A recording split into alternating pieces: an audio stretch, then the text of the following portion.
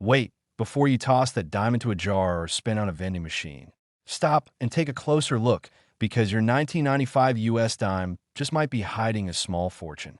Yes, the 1995 Roosevelt dime, seemingly a common coin, could, in the right set of circumstances, be worth hundreds, even thousands of dollars. This is Treasure Finds, and today we're diving into exactly what makes the 1995 dime potentially valuable, the errors and varieties you need to look for, real sale examples, and how you can spot one yourself. Ready? Let's go. The 1995 dime was minted while the U.S. Mint was in full swing, producing millions and millions of Roosevelt dimes each year.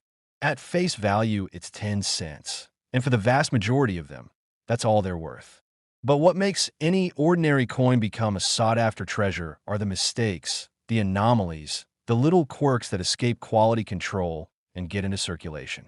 And the 1995 dime has some of those off-center strikes, missing clad layers, double die varieties, even incorrect planchets. These quirks are like numismatic gold mines. If you can spot them, let's start with the basics, the composition. By 1995, Roosevelt dimes were fully clad, made of a copper core sandwiched between outer layers of copper nickel. No silver in the mainstream dimes of this period. That means any dime for 1995 that looks wrong in metal or weight automatically raises a red flag. But even if the metal is correct, errors in the striking process or die preparation can push value into rarer territory. Point one of the most well-documented error types for Roosevelt dimes, including 1995, is the missing clad layer error. In such a case, one of the bonded layers of copper-nickel fails to properly attach, or a planchet is stripped of one of the outer layers. What you'll see is one side of the coin looking a weird reddish copper tone, or a rim with exposed copper, or even a significantly lighter/lower weight coin. For example, a 1995 D. Roosevelt dime described on eBay as missing clad layer 1.8 G, sold for about $249.50. eBay, so while that's not tens of thousands of dollars yet, for a dime it's a serious jump from 10 cents. Another error to watch, off-center strikes. When the coin blank is misaligned in the press, you'll see part of the design missing or a blank crescent of metal at the edge. On a 1995 dime, some off-center varieties, especially with still legible date and good eye appeal, are listed on eBay as struck 15% off-center, with asking prices of tens to hundreds of dollars. eBay because the dime series isn't as heavily collected for key dates as older silver issues. Error examples like these can gain collector attention, but double die varieties are another key. When the hub or die is impressed twice or more, causing a doubling of letters, the motto, the date, or other design elements. While major large-scale double dies exist in older series, they're more rare in later clad series like 1995, but they do exist. A listing for a 1995 P. Roosevelt dime double die obverse appeared on eBay. eBay, according to Coin Era Guides, the dime series hosts varieties like this, and while they may not fetch five-figure sums yet, they're increasingly collecting interest. CoinHub Plus One sometimes, even a weak doubling, can push value into a few $100s, depending on grade and appeal. Here's another one. Wrong planchet error. While rare for dimes of this era, the highest value error coins sometimes involve being struck on a blank intended for another denomination, for example a nickel or cent blank, or on a blank missing the proper clad layers.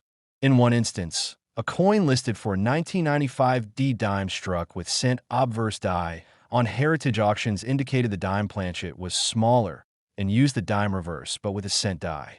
Heritage Auctions, that kind of error is extremely rare and commands serious collector attention. Now let's talk realistic values and what you might expect if you find one of these. According to gray sheet values for the 1995 dime, standard uncirculated, it lists something like MS, mint state, values from roughly 30 cents to $27 for the 1995 P regular. GraysHET.com, but when you get into the full bands, FB, reverse variety, where the torch's horizontal bands are fully struck, you see values on the 1995 PFB up to $1,500 in the listing.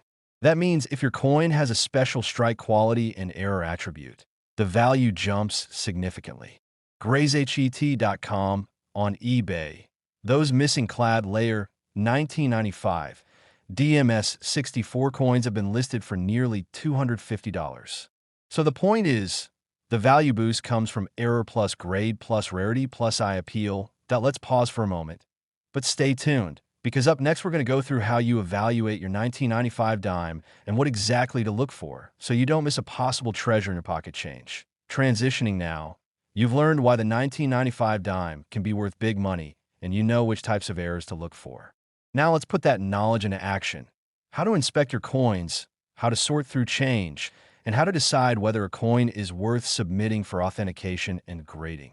Grab a jar of change, lay it out on a clean surface, and pull out every 1995 dime you come across.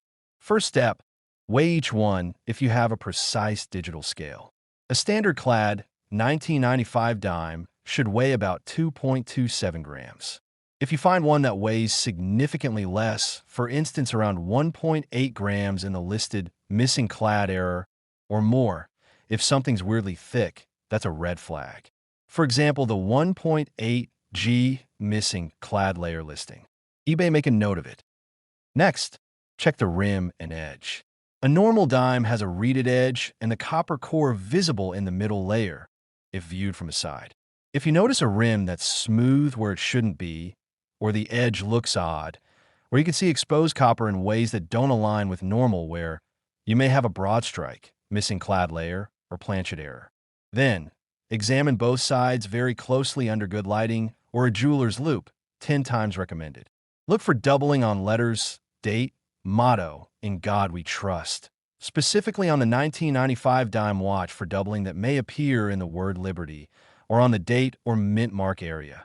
Though the 1995 P has no mint mark, the 1995 D has D. Even slight doubling can raise value. And finally, check if the design looks shifted or part of it is cut off. This could be an off-center strike, that if you spot something that looks unusual, don't clean it. Don't tamper with it. Just photograph both sides, record the weight. The mint, look for D or P, and consider submitting it to a trusted grading service like PCGS or NGC. Certification greatly improves value. Buyers pay more for something authenticated. Returning to value. Let's say you find a 1995 D dime with a missing clad layer, good strike, minimal wear, maybe graded MS64 or higher. Based on that $249 sale, that's a 10-cent coin turning into a few $100s. Now imagine finding the double die or a planchet error. While I haven't seen a publicly documented sale of a 1995 dime hitting $5,000 or $10,000, coin value guide sites suggest that the full band's FB variety of 1995 P reaches up to $1,500 in higher grades. GraysHET.com. And if you consider rarer anomaly errors like wrong planchet that are extremely rare, they could command even more. One listing of a unique 1995 planchet error referenced on Heritage indicated it was struck with cent obverse die and MS64 grade. Heritage auctions that kind of error could go for thousands with the right collector interest. It's also important to emphasize the rarity plus grade plus eye appeal concept. A 1995 dime in circulated condition, even if it has a slight error, might only fetch tens of dollars. But the moment you have little to no wear a clean strike, a certifiable error, you enter the hundreds or thousands zone. And history shows many big coin finds came from just flipping through change. What makes the 1995 dime stand out compared to most years? First, the sheer volume. Millions were minted, so the common coins flood the market, making the rare ones more noticeable. Second, the era. By the mid-1990s, the mint was very efficient, but because of the high volume and automation, the few mistakes that did slip through are relatively easier to spot and thus more collectible. Third, the error market for dimes is less saturated than for pennies or quarters. Some collectors actively look for rare dime errors because they're still under-collected, making opportunities better for you. And finally, the full band's FB, reverse designation for dimes, adds an additional premium. For the 1995 P, The FB variety shows up as valued up to $1,500 in MS grades. GraysHET.com. So if you combine error plus FB plus high grade, you have a golden trifecta. Now let's go through some hypothetical examples to help you visualize what could happen in your scenario. Suppose you pull out a 1995 P dime. You weigh it, and it comes in at 2.27 grams. Edge looks normal, but under loop you spot faint doubling in God We Trust. You submit it to PCGS, and it comes back as MS65 with DDO double die obverse. That coin, because of the rarity of DDO in that year and grade, could easily be valued at a few $100s, maybe more. Or imagine you pick up a 1995 D-dime that weighs 1.82 grams, has a reddish copper side where the nickel layer is missing and minimal wear. You submit it and PCGS grades it MS64, missing clad layer error. That opens you into the hundreds of dollars market already. In the very rare case you find a wrong planchet or a struck with cent obverse die variety, if grade and eye appeal are strong, you might enter the thousands. Here's another real-world example.